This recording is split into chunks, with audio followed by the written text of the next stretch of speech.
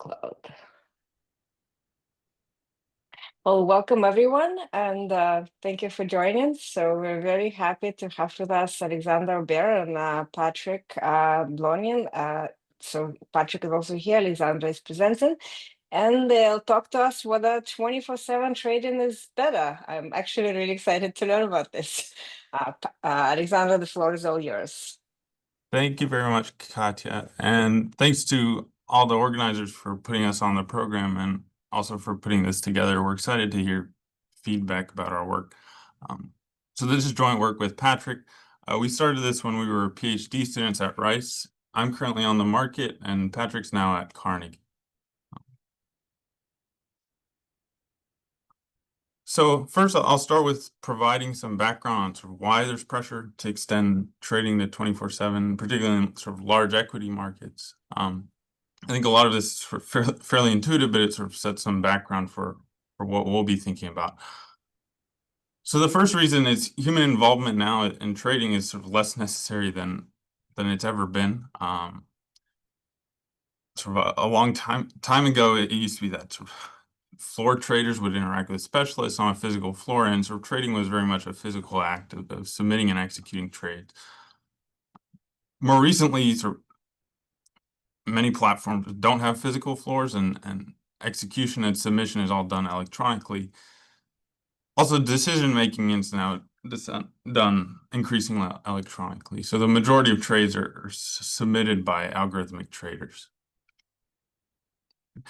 And so if sort of trade is being carried out by machines, it's not clear that these machines need to sort of follow a conventional human workday. The second reason sort of that comes to mind is that firms now are sort of more global than they've ever been, arguably, and for related reasons, sort of, there's also increased international trading demand. So the fraction of firms that are multinational has grown over recent years, particularly for firms that do business with Asia. And even though sort of these firms comprise a relatively small fraction of sort of total U.S. firms, they form sort of non-trivial fractions of the economy. And so this affects sort of incentives to modify trading hours for various reasons. So one, it generates sort of demand from international investors to be able to sort of trade in U.S. equities or U.S. assets during their own domestic hours. It also might generate demand for domestic investors to be able to sort of respond to firm relevant news that sort of arrives in other countries sort of outside of that owned firm's domestic nation. A last sort of natural reason that comes to mind is that retail trade is increasingly important in financial markets. So this is sort of related to gamification of trade, sort of crypto, that sort of thing. Crypto importantly trades 24/7. So you might think this retail traders might want sort of the same access to other asset classes at all hours of the day. There's a nice recent paper by Andre, Greg, and co-authors that shows that a large fraction of retail daily volume, particularly in Asia, occurs sort of overnight in U.S. equity markets. And so this is through alternative trade systems. And regulators sort of are generally very concerned about execution quality of retail orders. It's worth saying that this sort of aspect of trading hours is not directly the focus of our model, but I think our model still might be indirectly relevant for retail trade. So it's sort of known that retail traders submit orders to brokers who then route orders through to wholesalers. To the extent that our model has something to say about allocative efficiency of wholesalers, if they pass on any sort of efficiency gains to retail traders, the model may be indirectly relevant for retail trade.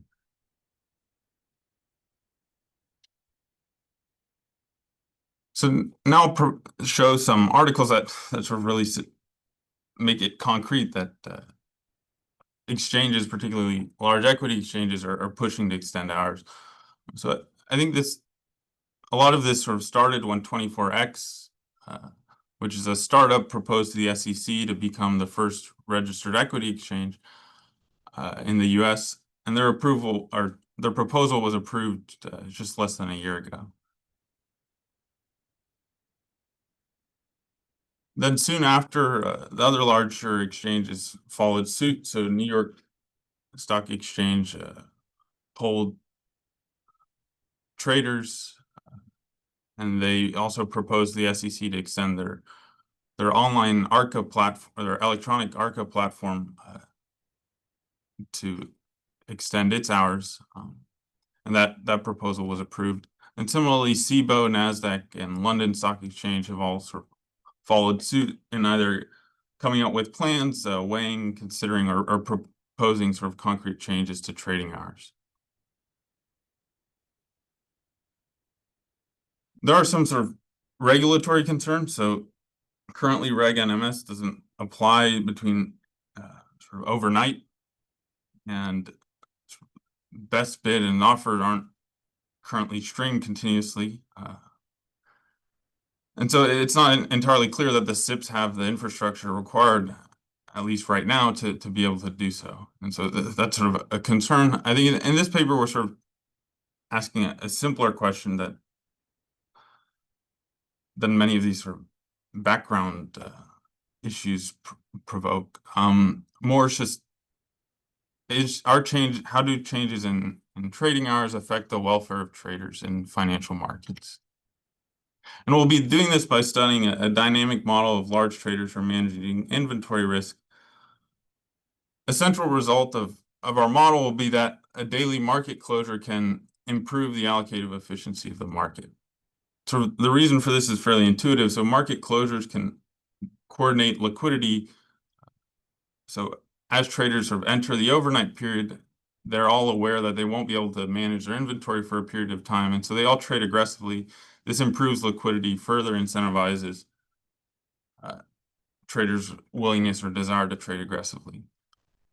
And so that's sort of a benefit of market closures.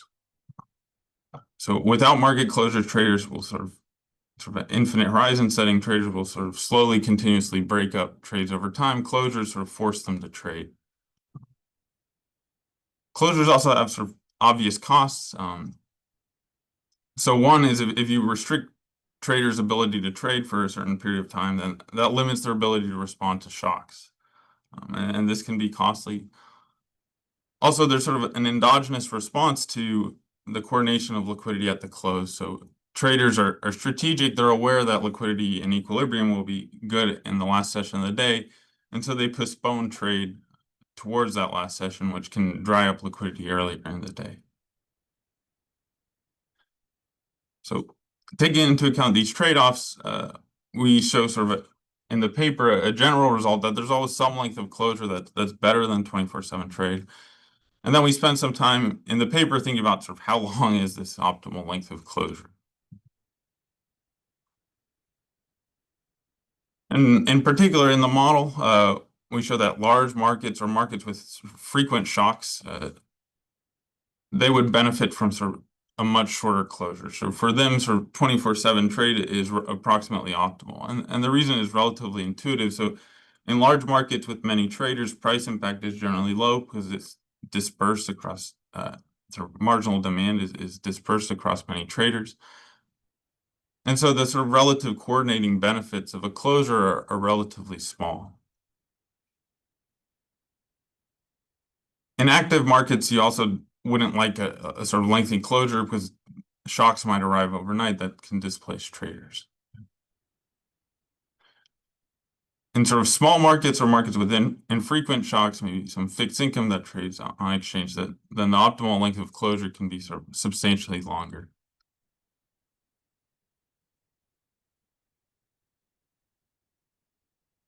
So this paper, I think, sort of most clearly fits into literature on market design using uniform price double auctions as a trading mechanism. I think probably the closest paper among these listed is Duanju 2017. So and in some cases or special cases of our model reduced to special cases of their model. More generally, the extended closure in our model we'll see sort of leads to quite different sort of non-stationary patterns in trade, which then has sort of important implications for welfare. There's also sort of somewhat older literature on intraday and overnight patterns in financial markets. Some of this literature is sort of in asset pricing space. I mean, to the extent that sort of the information structure in our model is relatively simple, or it's sort of difficult in these sorts of models to match the sort of asset pricing sort of informational frictions in financial markets. So we view our papers sort of largely complementary to those types of papers. But in general, I think as far as we're aware, that this is sort of the first paper to sort of formally consider welfare implications of a closure as a function of the length of closure. And last, we'll see in the model that closing auction, or the last session of the day, the closing session is a particularly important session. In particular, in the model, it sort of trade is very much coordinated in that session. So unlike in real financial markets, where the closing auction is a different type of session than the continuous limit order book, here all the sessions are the same, but nonetheless the trade aggressiveness is substantially different in the last session of the day. And traders also postpone trade to that last session. And so this relates to concerns by regulators that closing auctions might sort of dry up liquidity earlier in the trading day because traders just traded in the closing session. In our model, it's not necessarily a bad thing. I mean, and more generally, the sort of coordination of liquidity that's sort of provided at the close can outweigh the costs of postponing trade.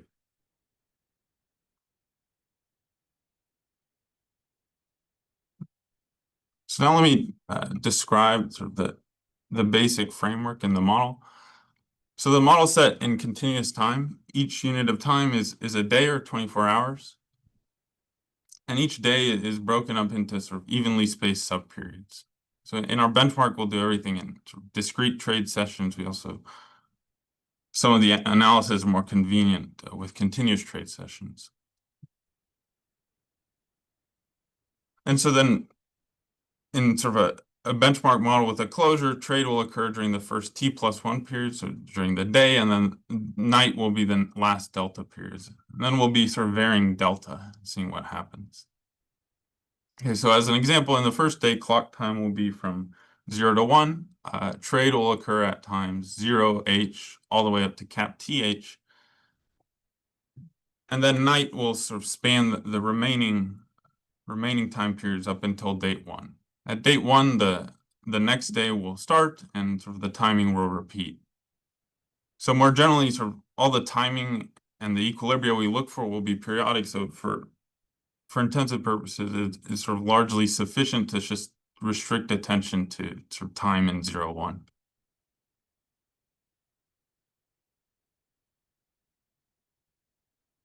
So there's at least 3 risk-neutral traders, and they're trading a divisible asset.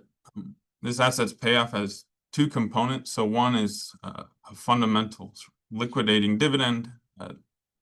Liquidation arrives at a future exponentially distributed time. In the benchmark model, this sort of fundamental component of the payoff is just a constant, and then we have an extension which allows it to be stochastic and allows traders to get private signals. Traders also have private values per unit of the asset, and these are denoted lowercase w. And these are essentially represent sort of a reduced form way of representing sort of any sort of general motive for trade. So they could be behavioral or rational. The main point is if these private value shocks weren't here, then sort of all traders would their inventories would slowly converge to a constant. So these private value shocks generate continued gains from trade. So private values will be shocked at sort of a rate lambda. And then the value of the asset at liquidation will be the sum of fundamental and private values.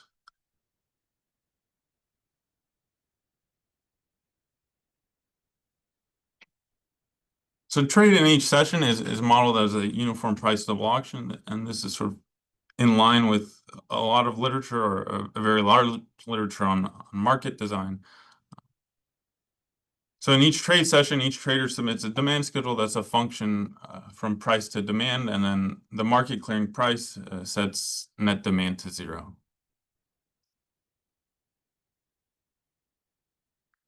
And so the sort of nice thing about these demand schedules is they provide a natural way to model price impact. So in equilibrium, you know what traders' demand schedules are, and so conditional on sort of residual supply curve, you know how much marginal demand will impact the market clearing price. So internalizing that sort of impact on the price then generates strategic incentives to avoid price impact. And also, like much of the literature, we'll be looking at demand schedules that are linear, and so then that's sort of convenient in the sense that price impact will be constant in any session.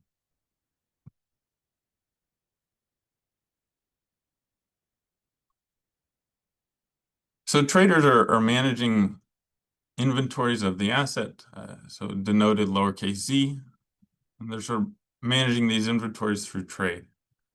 The aggregate inventory z bar is a constant. And traders are managing inventories dynamically by sort of at each session moving their current inventory from z to z plus d, where d is their equilibrium allocation, and they're paying the equilibrium price times however much they were allocated.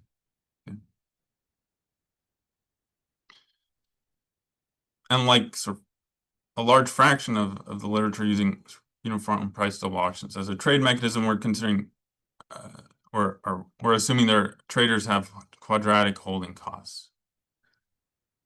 These can be sort of viewed as a reduced form way of modeling an incentive to risk or cost share.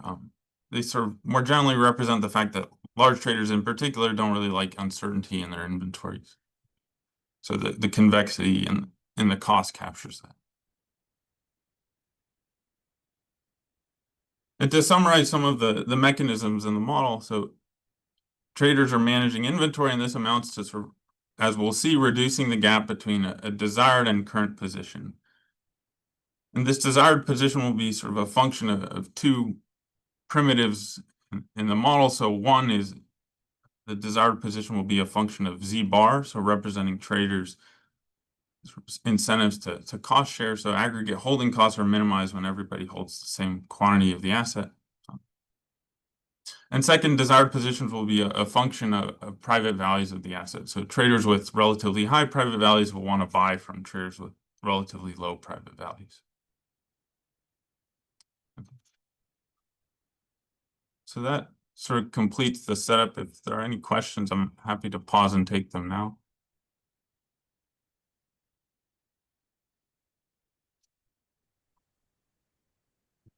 Yeah, I have a quick question. So, like President Trump's preference don't even have quarterly disclosure of earnings. And then a lot of the firms are trying to go PE route and private equity or going private. So this push towards even more disclosure and frequent disclosure, that's totally at odds with that, right? So do you want to kind of highlight some of those opposite factors in your in the trade-off in your model? Okay, thanks. Yeah, I mean, Okay, we'll go to Albert after. Sorry. Okay. Oh, sorry. Yeah. No, I mean that's a great point. I think the private values are sort of very stylized way of capturing sort of shocks. We have done things with sort of varying the rate or size of these shocks. When we consider counterfactuals, we'll think about sort of how we in counterfactual worlds, how do we sort of consider sort of plausible values of the size or rate of shocks. But no, that's certainly something that's worth thinking about.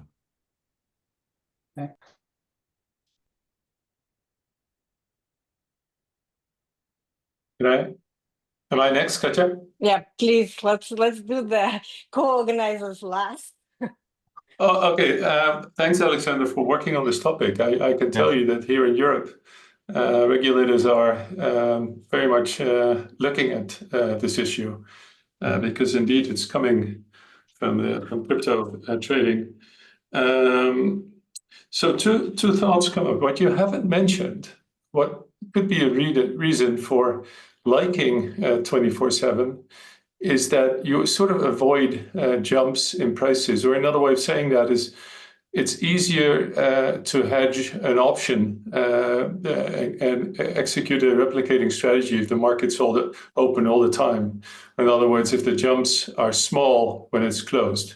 That's one consideration I think we should keep in mind when we think through. It's not in your model, I understand, but at least for this issue, I think it's important if you want to think it through somewhat more holistically.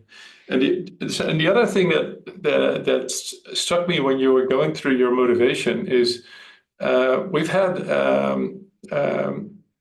relatively constant trading hours for a long time, yet there's more of the intraday volume has shifted to the close.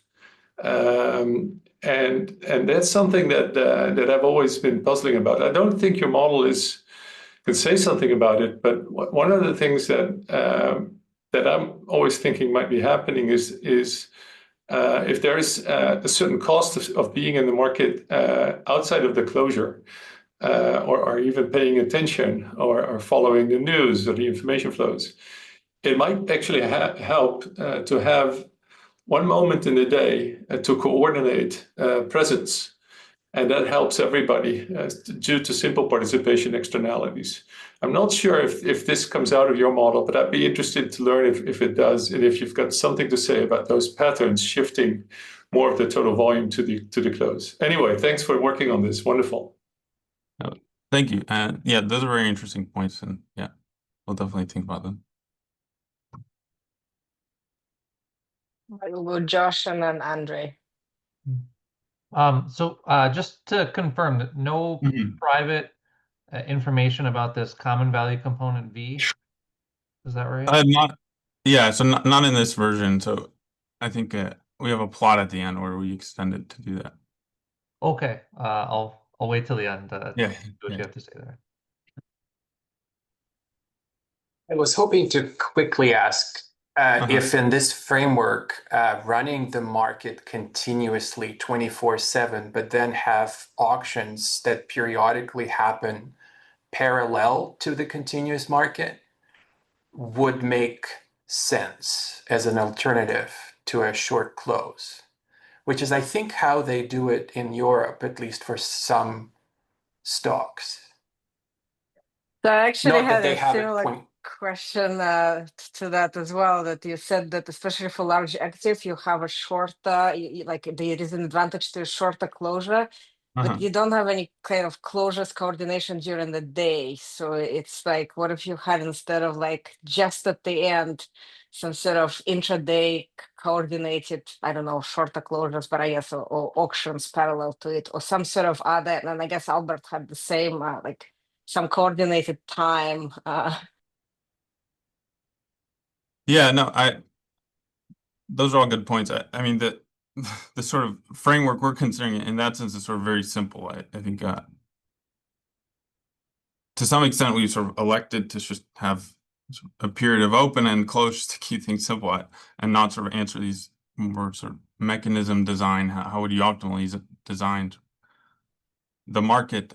But yeah, and no, you could have sort of if you allow for that sort of coordination, then yeah, you could generate a coordinated liquidity earlier in the day. So I'm also curious, like with respect to tokenization, and if tokenization is common, like if you're allowed to trade US equities elsewhere because they're tokenized, and that's 24/7, like like the closures, would they fragment the market? Because now you can have like fragmentation across venues, but now you might also have fragmentation across time, especially in light of, you know, the retail trade in the middle of the night elsewhere. Yeah, so I mean, certainly, yeah, we don't have sort of multiple sort of venues for trade, but the way we roughly think about that is generally there's sort of one exchange where trade is most liquid, and then there's sort of overnight, you can trade, but arguably sort of holding costs are higher, or the book is less deep. And so we expect, if there are alternative trading venues, the mechanisms are relatively similar in that you're switching from a sort of an exchange where it's easy to coordinate liquidity to somewhere off exchange where it might not be. But no, we'll take one more question and then continue. Yeah, sure. And then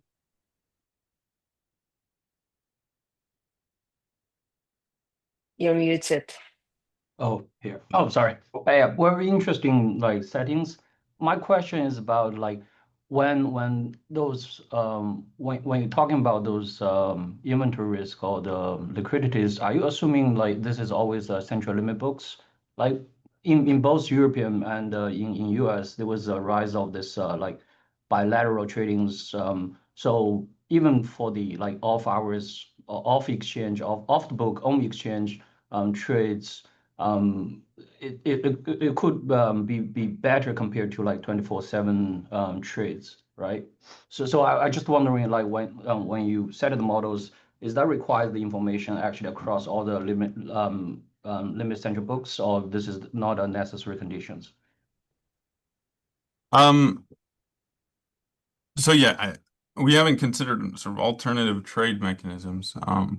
This isn't, I mean, in some sense, the uniform price level auction is simpler than a limit order book because there's no time priority. So all the sort of orders are batched. But yeah, I don't. I think it is sort of a tractable approximation of reality. I see. All right, thanks. Of a reality of exchange-based trade. I think we'll continue. Thank you. Yeah. Just Thanks. very interesting in the interest of time.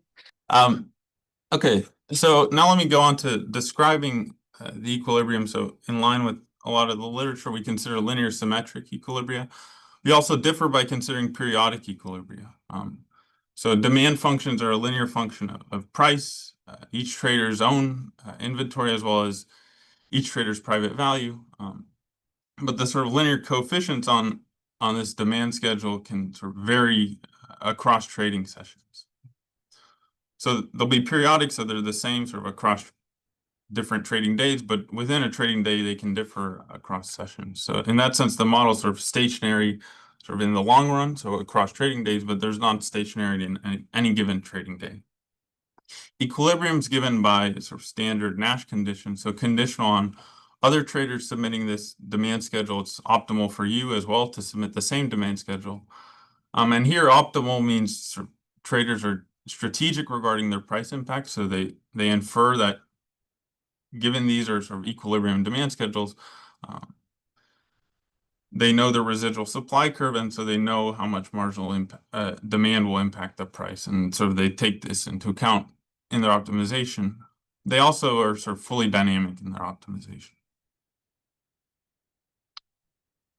So these two equations describe the equilibrium, and particularly the first one, I think it provides a lot of intuition.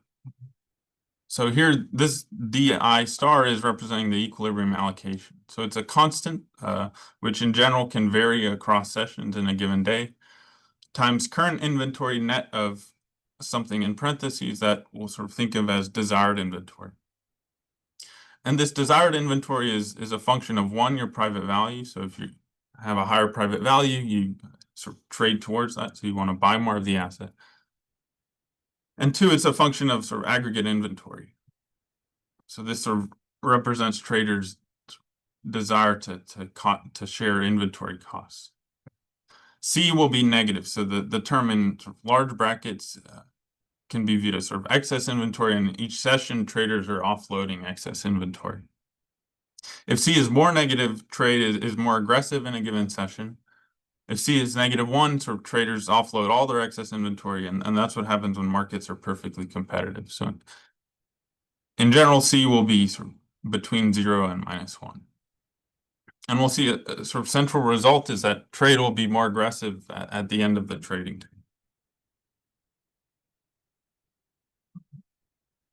So, and then the second expression are prices. So prices are relatively simple. So they're equal to the marginal value of the asset net of a premium, which you can view as a premium for aggregate holding costs.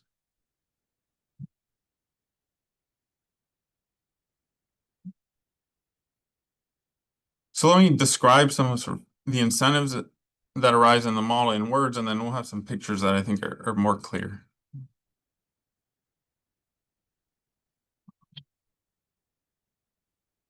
So if trade is aggressive, if trade is aggressive in future sessions, then there's sort of less incentive relatively to trade today because you can postpone trade to future sessions. Okay? So that will dry up liquidity today. Similarly, if the market's very illiquid in the next session or in future sessions, then there's sort of more incentive to postpone to trade today because you won't be able to trade very sort of freely or with limited cost in future sessions. And so you sort of get this sort of oscillation or alternation between sort of aggressive and not aggressive trade. And when I say aggressive, that's sort of analogous to saying price impact. So aggressiveness in the model will be directly related to price impact. And so that's what this first bullet point is essentially saying. And sort of the main example of that is at the end of the day. So at the end of the day, sort of price impact in future periods is essentially infinite because you can't trade overnight. And so given price impact in future periods is very high, trade is very aggressive at the end of the day because traders are aware that sort of they won't be able to trade overnight. Similarly, traders are aware that trade will be sort of very aggressive and not very costly in the last session of the day, and so they postpone trade to that last session of the day.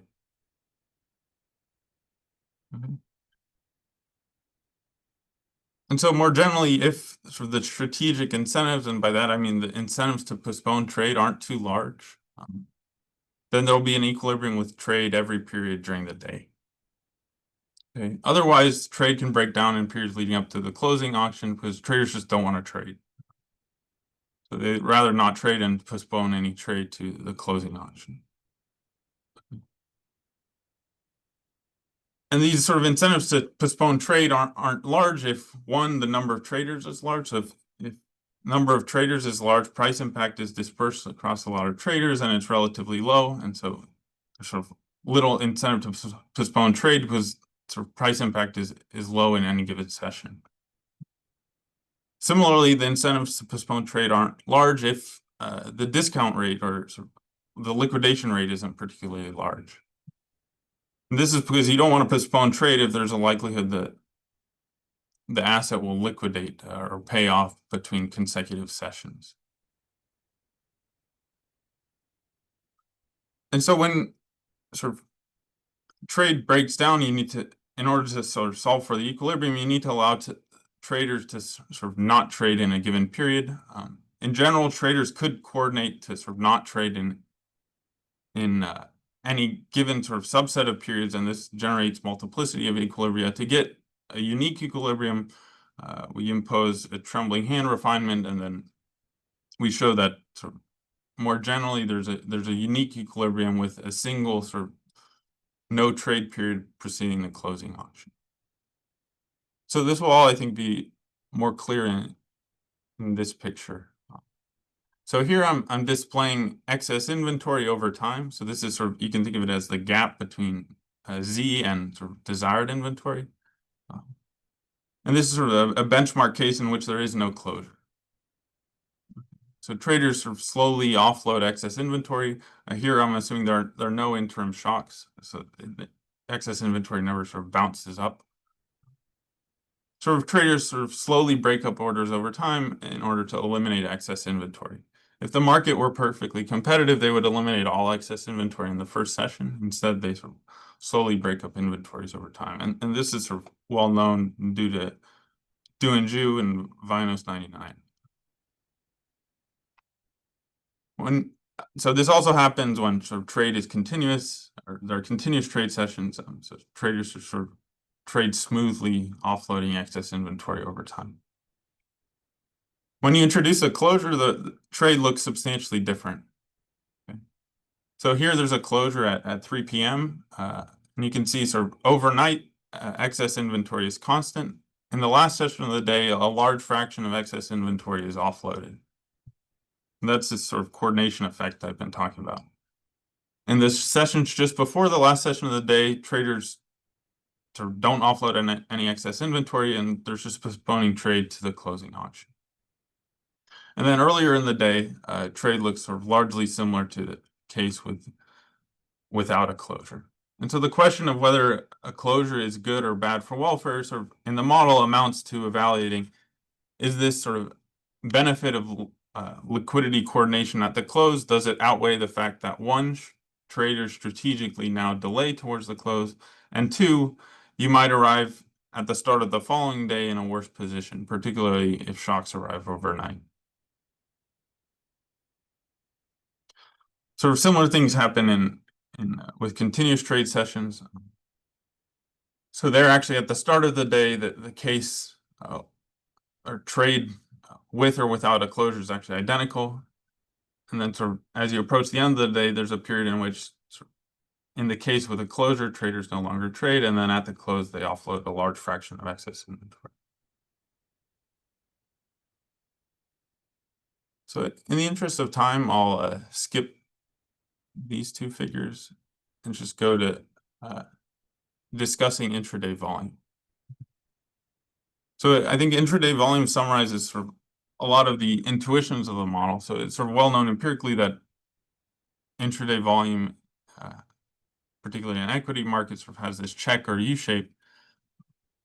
And this also happens in the model. So here, this is simulated volume in the model bucketed into 30-minute bins. So volume's large at the start of the day because traders accumulate excess inventory overnight, okay, that they're not able to offload. So even if trade isn't particularly aggressive sort of per unit of excess inventory is large, so there's a lot of trade at the start of the day. At the end of the day, there's a lot of trade because trade is very aggressive. So even though traders have had a chance to sort of manage their excess inventory, trade's very aggressive, and that also generates a lot of volume. In the middle of the day, traders sort of have had a chance to manage their excess inventory, and trade also isn't particularly aggressive, and so volume isn't particularly large. So I think this picture sort of it's not our direct object of interest. We'll be looking at welfare in the coming slides, but I think it summarizes sort of a lot of the mechanisms of the model. Okay, so I'll pause again if there are any additional questions.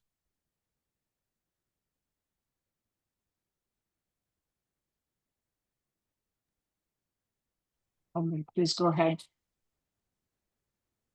Yeah, this is wonderful. I'm intrigued by this. I like the simplicity of the setting, even though one might argue there's a variety of things that are not captured by this model, but that you get such a rich pattern for such a simple model is I think it's powerful.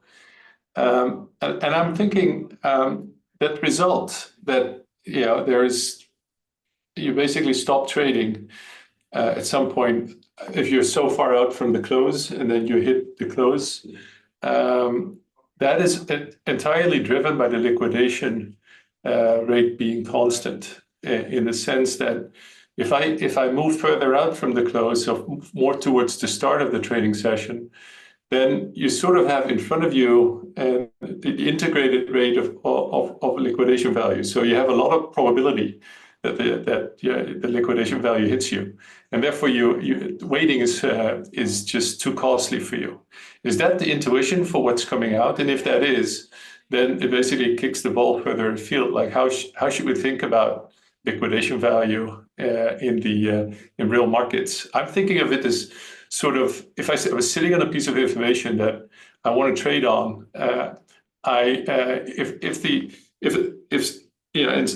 it might be the rate at which it becomes public, the liquidation value, that I need to trade before that information is known to everybody else and it's not private anymore. Anyway, these are things that I just wanted to give you when you're presenting the way you do, and if I'm right in thinking about what's driving the result. No, yeah, your intuition about sort of why they don't postpone at first and then they eventually do is exactly right. And then, of course, overnight they don't postpone because there's a large chance of liquidation. And yeah, I mean, I think we generally think of liquidation values as sort of any opportunity to receive some sort of payoff, and your example is one of those. I agree, it's sort of an abstract concept that I don't think we've sort of. I think we could still do some work sort of pinning down what exactly we want to sort of describe it as, particularly overnight. It's sort of less clear there. But no, those are great points. Thank you.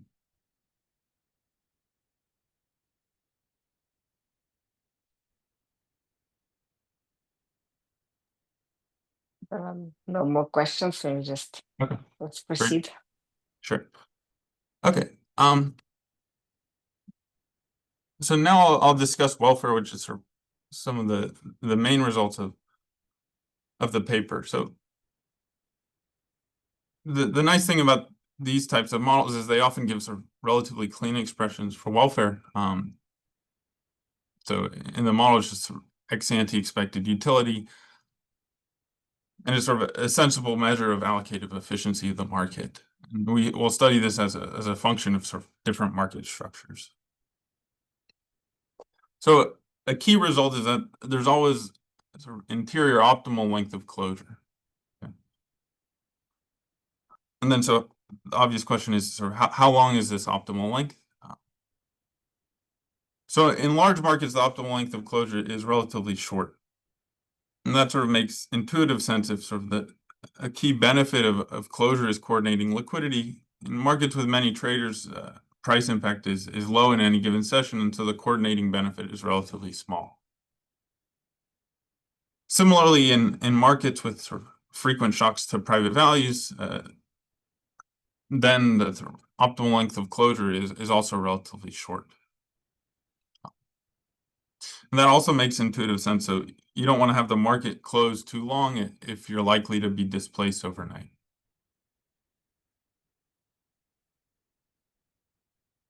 So that slide sort of says something about what is the optimal length. This slide is saying something about what does welfare look like more generally as a function of sort of a variety of closure lengths. And each of these are sort of benchmarked relative to 24/7 trade. So 0 is same welfare as 24/7 trade. And so even these curves that sort of generally go down, they actually have an interior optimal, which is very small in many cases.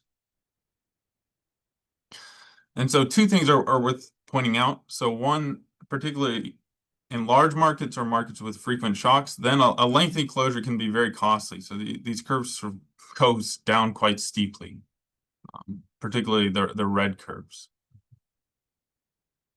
And two, these welfare curves sort of flatten out or tail off sort of at the left end of the spectrum.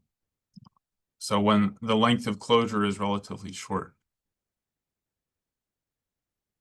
And so what that means is sort of in most cases, sort of the relative welfare gains between sort of moving to 24/7 trade, sort of the true optimal length of closure in the model, or say 23, 22/7 trade, is relatively small. And I think that we'll also show that sort of more directly in our calibrated example.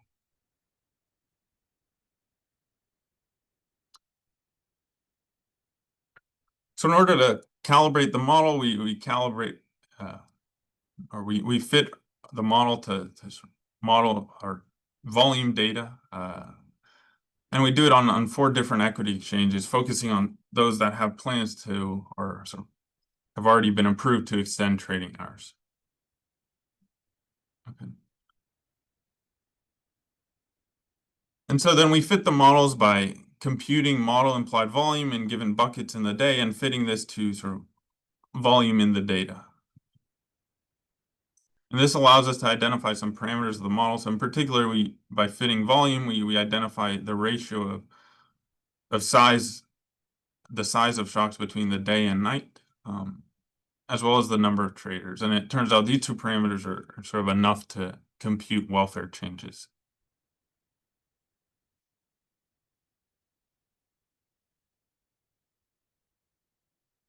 And so here's a summary of the results. So the first column shows the current length of night. In line with a lot of the intuitions I've said, the optimal length of night is generally substantially shorter, sort of on the order of a few minutes in many cases. And then the last three columns show that sort of the welfare gains moving from the current structure to, say, 23/7, 24/7, or sort of the optimal length are sort of all relatively similar. And so in large markets, much of the sort of welfare gains are simply accrued by substantially extending hours. Okay. And that was sort of related to the earlier plot where sort of in large markets, the welfare decays quite quickly if you have too long of an overnight period. And so from a policy perspective, exchanges might like to have, say, maintenance windows, or they might like to still form a closing price that's useful in settlement and for mutual funds. And so the models sort of, if those are sort of important considerations, the model's sort of relatively agnostic with respect to sort of whether 23/7 or 24/7 is sort of, beneficial for traders. The main gains are sort of realized by simply extending trading hours. Okay, so as I summarize, I'll discuss an extension briefly that Josh mentioned. So we extend the model to allow the dividend payoff to be stochastic, and each trader observes sort of noisy private signals of this payout. And so this generates an additional source of price impact. So in the main model, price impact's all coming from inventory holding costs. So you can't buy too much of the asset because you'll force other traders to hold it, and they're sort of unwilling to hold it because they have holding costs. Here, there's an additional source of price impact due to adverse selection. So if I purchase the asset, other traders infer that I have a high private value. They update their beliefs regarding the fundamental value, and so they charge me a higher price to buy the asset. And so as a result, in this model, price impact is generally larger. We find sort of all the rough intuitions are the same. The sort of coordinating benefit of a closure is, if anything, slightly larger because coordination is relatively more important in markets that are less liquid, and adverse selection generates additional illiquidity.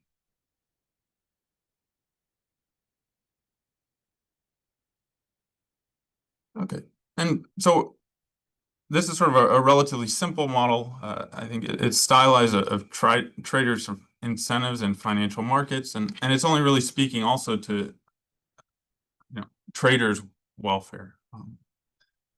In practice, there are a lot of additional considerations. So exchanges in particular, their incentives of whether they want to extend hours is also very important. And so we address this in the model, sort of making an assumption that exchanges care, or their objective function is sort of well approximated by the volume of the market. And we find that roughly sort of volume optimizing length of closure is sort of similar to sort of trader welfare optimizing length of closure. And so there isn't sort of any apparent conflict of interest between exchanges or traders. And so in particular, in large markets, exchanges would also want to extend trading hours because they generate additional volume. And this isn't sort of entirely obvious. This might seem obvious. You introduce more sessions traders, the volume's higher on average, but it's not entirely obvious because traders also endogenously adjust their trading strategies. So with more sessions, they break up trades more frequently. Additionally, in very small markets, we can get sort of a very long closure optimizes volume in the market.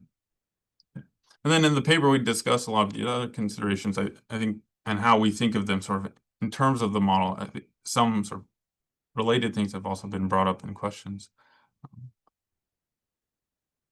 But I think overall, what we're saying in this paper is that, at least for traders, the coordinating benefit of closure in a sort of simple model can offset the costs, particularly in small markets. So in small markets, that's where large closures are particularly important. In large markets, we argue that most markets, or these markets, would benefit from moving to near 24/7 trade.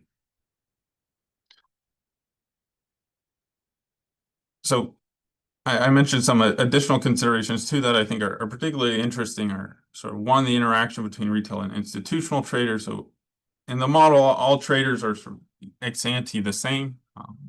If you introduce some heterogeneity, that introduces a lot of modeling complications, but it's certainly an important question. And second, so I mentioned exchanges incentives in a single exchange, but in practice, markets are fragmented. And so given markets are fragmented, that sort of complicates exchanges problems. So certainly 24X is part of their reason for proposing to the SEC was to be the first to offer on-the-clock trading. Now that they've offered it, sort of how does that affect the incentives of other exchanges to modify their trading hours? So we think these are all very interesting, and sort of we're interested in thinking about them in the future, but that's all I have for today. Thank you very much. Well, thank you very much. Any more questions? So, Josh. Yeah, thanks, Alexander. Great talk, very interesting paper. Just to follow up on my earlier question, Yeah, sure. if I understood correctly, you did the calibration on the baseline version of the model without any adverse selection. Can you also calibrate the extension with adverse selection? And if so, does that affect any of the takeaways that you told us about? That's right. So yeah, you're right. We only calibrate it without adverse selection. The reason we do that is because we get closed form expressions for volume in particular, so it makes it a lot easier. I think we could. And my sense is, my sense is in the large markets, there are sufficiently many traders that extending hours would still be beneficial in those markets. So even,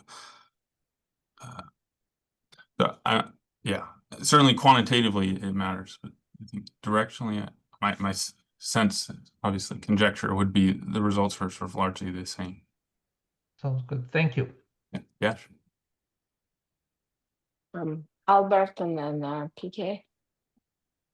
Thanks, Alexander. I really like the way you put this together, and it's crystal clear to me what you've done, and I think it's very relevant. One thing that you haven't emphasized is that you might actually have something to say about something that they've been doing over here. That if a stock doesn't generate enough volume, for example, Euronext does it. It will move it to a single auction per day. And I think your model or the framework might have that as an outcome, like another implication that if it drops, if some of these things, if N drops too much or Lambda drops too much, then it might be best to move it to a single auction rather than keep a continuous trading session. Just a thought that might help you. But thanks for presenting. Yeah, thank you very much, and thanks for all your comments. No, that's a good point. Certainly, some of the examples we get, the optimal length is a single session. So that would be very interesting to tie that more directly. Thanks. Yeah, I was thinking more like global markets. You mentioned also in your presentation about cross listings, so like how the foreign currency markets, they rotate, and the center of trading changes. It's 24/7, but it like moves from London, New York, and so on, Hong Kong. Is that something with Interactive Broker, for example, they provide access to all markets? How would that fit in? Right? Will that enhance the efficiency in some ways? Yeah, I mean, so there are these papers on fragmentation that fragmentation can improve efficiency, even if it sort of decreases efficiency on any fixed market. How it interacts with sort of closure, that's certainly interesting. something, yeah. We've thought about sort of setting up a model, but with sort of fragmented markets and closures, but that sort of quickly became not particularly tractable, so we sort of abandoned it. But yeah. Right. I think the real world is more complicated, like even the hybrid nature of the market. So there's, although mostly electronic, but there is still human, at some level, there is still human decision making on the position levels and so on. But yeah, very good. No, that's right. Thank you very much. Thanks. There's a question in the chat from Peter Lerner. Peter, did you want to ask it in voice?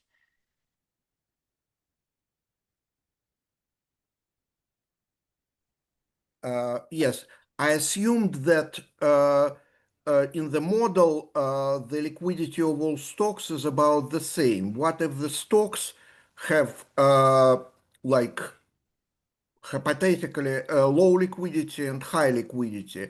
Would the universe of low liquidity stocks be similar to the small exchange in your model or some of its exchanges? So imagine if we have many traders trading high liquid stocks and relatively a small group trading low liquid stocks. Yeah. Though there could be the same traders, of course. Yeah, no, that's a great question. So we don't consider a sort of portfolio choice problem, particularly not sort of a portfolio selection problem. I think generally sort of liquidity in the model is endogenous, so sort of, and we only have a single asset. So sort of if you separate in terms of sort of what is the equilibrium liquidity, then generally, yeah, sort of markets with more traders are more liquid than markets with fewer traders. And also we'd predict that they might indeed have sort of different optimal lengths of closure. Whether that's sort of implementable certainly seems challenging. But no, that's a good point about also thinking sort of more about cross-sectional predictions of the model. So I'm still curious, going back to Andrei's periodic auctions. Like you have it, you have a closure at the end of the day, and you sort of vary the length of this closure, but it's just once a day and at the end of the day. What if I, instead of having like one longer, like, does it make ever sense to coordinate on, say, two closures? Because if we're going for 24/7, like, why overnight? And then in response to that, do you actually expect any changes in disclosures? Because now, like, a lot of information comes overnight. Like if you want to change trading to either 24/7 or, like, say, close at lunch. I don't know. Do we expect news at lunch? Like, what's your take on this? Yeah, so I mean, we don't have sort of any endogenous announcement, but I think it's definitely important to think about. I think one thing we do have is sort of the size of shocks during sort of regular sessions and during closure. So we sort of have considered sort of varying those. What firms will do endogenously as you vary the market structure. So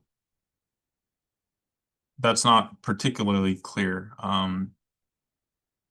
We could check though, I mean, sort of to your earlier question, we could check if sort of having two closures can improve relative to one. That's not sort of within the parameter space. We sort of fixed the setup that there's sort of trade and then no trade. But yeah, that's certainly something we could check. Maybe just like also, like, if we're, instead of going to batch auction, like there's the continuous versus batch auctions, and here it's like how often, because you're asking like for how long should I close, but especially for small ones, maybe instead of for how long, maybe like it's how often should we trade rather than close, like maybe not once per day auction, maybe 3 times per day auction. Would be the Euronext advice to Euronext. I don't know. It just seems like your model can generate a lot of cross-sectional predictions that would be very interesting. Anyway, thank you. So No, at that's this great. point, we're also at the top of the hour. So Okay. I just want to say thanks to everyone who's coming, and we're gonna hang in here. But I know some people have to leave at noon sharp, and so in 2 weeks we're gonna have Mao Year presenting. So we hope to see you all back. But now, please, going back to Alexander. Sorry. Yeah. I mean, the batch thing is also very interesting. I mean, I think our view is generally that with batch, sort of the debate on sort of Buddhist Krant and Shin, whether to batch auctions is largely a timing issue. So preventing front running. In uniform price double auctions, sort of everything is automatically batched. So we sort of abstract from any of those questions. Whether we can say something indirectly, I don't think we're sure. Yeah. No, I mean that. Yeah. There's certainly a trade-off. I mean, there are trade-offs in the model, but there's also a trade-off between sort of being general and Yeah, no, I don't mean batch literally, and I understand that like you don't want to have the arms race in your model. I actually think it's very nicely set up. It's more of if you have a very long closure that's almost like leading towards having like instead of like your model is still as continuous, but very long closure, as Albert said, it's like almost like you haven't just a single auction pointing towards a single auction, kind of that in that sense. So. Well, anyway, so no, that's great. I think Peter has another comment on his question. So what he meant was that the closure can benefit price discovery of the low liquidity stocks according to your model. That is true. So I think price efficiency in the model is sort of, it's sort of trivial because even on our the extension with sort of private value shocks, the price, everything's sort of fully revealed in each session. So price discovery isn't particularly interesting, but to the extent that liquidity sort of roughly proxies for price discovery in the model, then yeah, I mean we think generally liquidity is more coordinated in a smaller market, and so maybe the price discovery might be sort of benefited relatively more.